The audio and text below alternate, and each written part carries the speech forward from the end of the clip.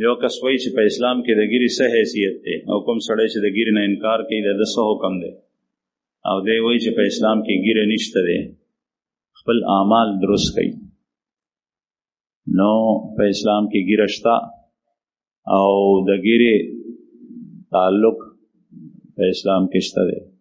دا د رسول الله صلی الله علیه وسلم د ټولو مسلمانانو انبیاء او سنت دی. او حضرت شیخ الحدیث مولانا زکریا رحمه الله یو وړه رساله لیکلې ده، د هغې نوم دی داړي کا وجوب. نو هغه وجوب ثابت کړی دی چې ګیره ساتل دا واجب دی. او دی وایي چې ګیره په اسلام کې نشته دی، ګیره نشته او نور اعمال درست کا. نو دغسې به یو سړی هغه به وایي چې پرده خیر دی، نور اعمال درست کا. او بل کس به وایي چې جامې نری اچول خیر دی، نور اعمال درست کا. او مونځ چې څوک نه کوي هغه وایي چې مونځ خیر دی خو نور اعمال سم کا. او چېرته په زیارت کې او په قبر باندې به ناس نشهیي او پوډري چې هغه به مونځ نه کوي هغه به وایي چې دا نشه خیر دی، نور اعمال درست کا. نو بیا دا دین چېرته پاتې شي؟ د دې مثال هغه شو یو سړی لاړو بل ته، هغه ته وایي زما په دې لاس باندې زمری جوړ کړه. نو هغه زمانه کې نن سبا خو په مشین باندې دا لاس باندې ګولنه خلک جوړوي. لومبی خو دا حرام دی ښه، بعضې خلک جوړ کړي نوم ولیکي، د خپل نوم د پلار نوم نمبر چې که زه چېرته مړ شومه نو چې خلک مې اوچت کړي ځای ته مې ورسوي. نو دا حرام دی. ته چې مړ شوې او ستا ایمان او ستا عمل دی، تا ته به الله پاک ښه ځای درکوي که تا سره ستا ایمان او ستا عمل وي. دا څیزونه دا غمونه پرېږده چې زه به چېرته ښخېږم او چېرته به انسان ته هیڅ پته نه لګي.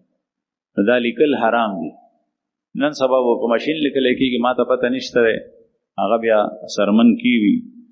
او پخوا به دا پستنو باندې لیکل کېدل، پستنو باندې به یې سوري کول په سرمن کې، بیا به یې په هغې کې رانجه یا بل یو شی اچولو رنګ نیل وغیره.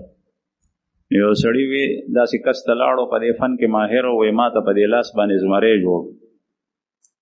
هغه ورته زمری جوړولو نو هغه سوځی کوي ځکه ستنې پکې منډلې. نو د فو کول ورته وایي چې دا څه کوې؟ وایي زمري لکۍ جوړوم. دی ورته وایي سړی لکۍ یې پرېږده، نور زمری جوړ کړه. بیا هغه ستنې منډل شروع کړل. نو بیا د یو دردونه کول او فو یې کول. بیا ورته وایي چې څه کوې؟ وایي چې زمري خپې جوړوم. وایي سړي خپې پرېږده، زمری جوړ. بیا هغه سر او غوږونه جوړول شروع کړل. بیا سوی کولو. وایي دا څه کوې؟ وایي سر یې جوړوم. وایي سړیه سر پرېږده، زمری جوړ. هغه ورته وایي چې سر یې نی، خپې نی، لکۍ نی. نو هغه زمری هغه خو تشه بوجۍ وي بیا.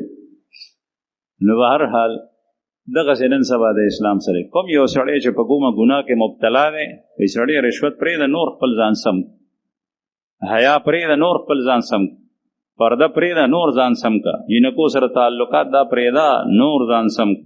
بعضې بیا وایي چې زړه سم.